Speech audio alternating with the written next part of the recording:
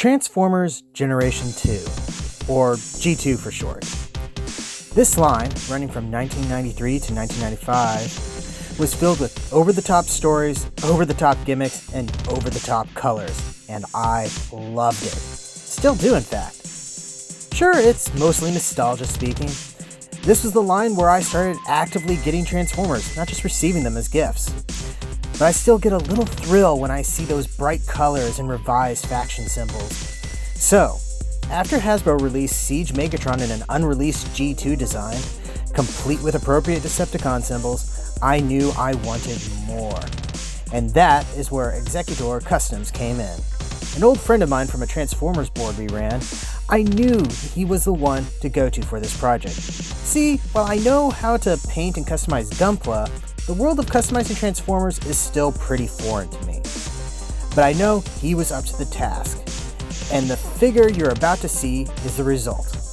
I present to you Generation 2 Marvel Comics Soundwave.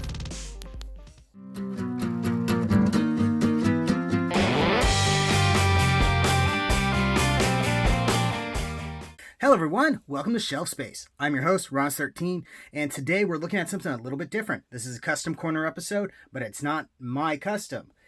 Well, I mean, it is my custom. I ordered it. But this was done by a good friend of mine who goes by Executor Customs, among other various names online. And it is Transformers Seige Soundwave, but done up in his colors from how he appeared in most of his Marvel Comics run, and that was kind of what I wanted to do for this. Technically, Soundwave in his tape deck form never actually appeared in Generation 2. He did have his name used for a couple of car characters or a motorcycle or something like that, but never in his actual tape deck form, except in the comic. He makes a couple of brief appearances in this sort of strange purple color scheme, and I kind of love it. And there's never been a toy that represented him in those colors. So I asked my good friend to do this for me, and here it is. I guess I should also do a shout out to Toy Hacks Repro Labels. Because of them, I was able to get an actual Generation 2 foil sticker on there. They didn't give it to me or anything like that. I bought it from them. But it's nice to have a resource for that kind of stuff.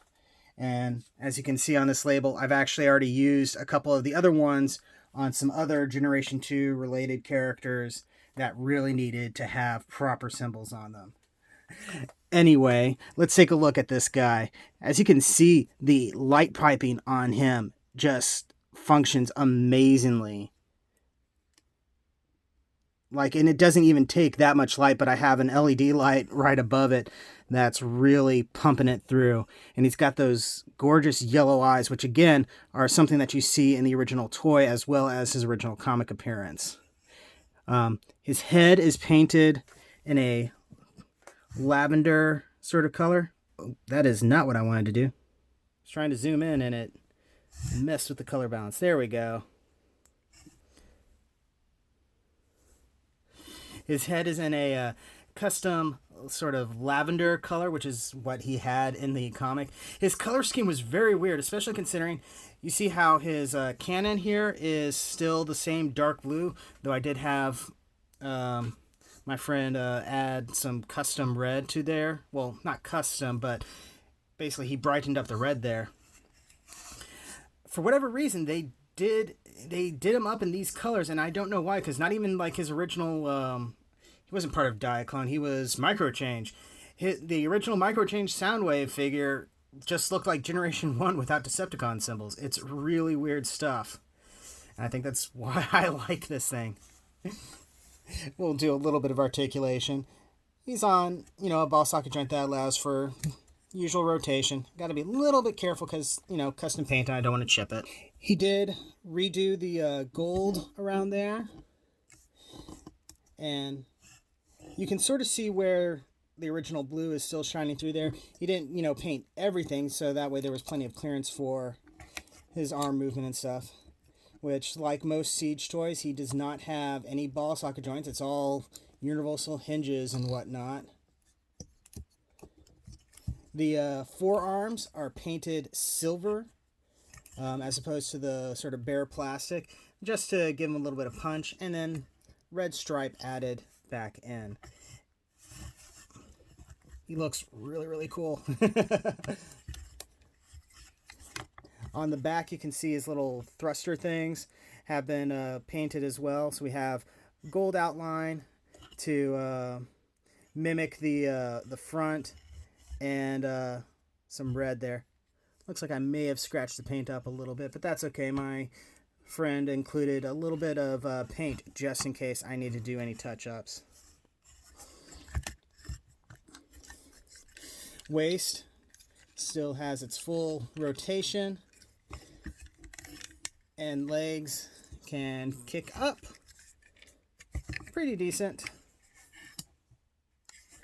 and you got your 90-degree bend. You even have some ankle articulation. The figure itself was already pretty darn solid, so the main thing that needed to be done to this for me was just to make him look more like his Generation 1 comic, Generation 2 comic appearance. That still functions. I don't have any tapes for him yet, though I am thinking I'll eventually pick some up and do them up in Generation 2 colors as well, though they never appeared in any Generation 2 media outside of their appearances in the cartoon, which was just G1 episodes with weird CGI stuff slapped on. Oh, I should note, these little colored dots on his knees, those, the blue and the green, are actually his colors from his Generation 2 GoBots toy, which those eventually became the Spy Changers in Car Robots / Robots in Disguise, the first Robots in Disguise series. So I had that added in there as a neat little reference to everything. Oh, some cool little detail. You can see he added some silver here and onto the knees there just to pump it up a little bit. He did an amazing job with this. Let's go ahead, get him into vehicle mode so we can take a look at that. And thanks to the magic of jump cuts, here it is in vehicle mode. And as you can see, I included that same little dot pattern there. I say I included. He's the one that did the painting, but I did a digibash of this thing to show off what I wanted, which I'm sure he was greatly appreciative because that meant he didn't have to come up with it all on his own. You can see we got his extra gun stored back there. I want to say it has someplace to go on this form, but I can't remember and didn't feel like messing with it too much. That gun is a little weird anyway because we're not sure why it's even included. Anyway, so yeah, his vehicle mode is a little weird, but I kind of dig it. But for the most part, he's going to be transformed and stored in robot mode. But he does look like a cool blockade runner thing. You could expect this guy to suddenly ram into stuff with a shape like this. And the fact that that is still accessible is really cool.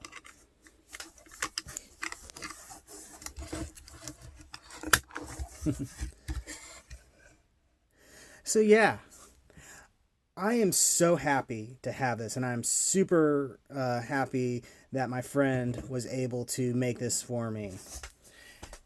So I'm going to include a link to, he's got a YouTube page, and I believe he does, he streams on Twitch. So provided he tells me, unless he tells me to not include links, I will probably include links in the description below, so that way you guys can check out more of his work. He does amazing stuff. I know he does quite a few Generation 2 things because that's what people seem to ask him for. But he's done some other things, and he is well deserving of your love. Anyway, that has been a Custom Corner. Thank you very much for watching. Don't forget to like, comment, subscribe, all that fun YouTube stuff. And check out the description below also for links to my storefront where you can get official Shelf Space t-shirts and more. And yeah, thank you very much for watching, and I'll see you the next time you invade my shelf.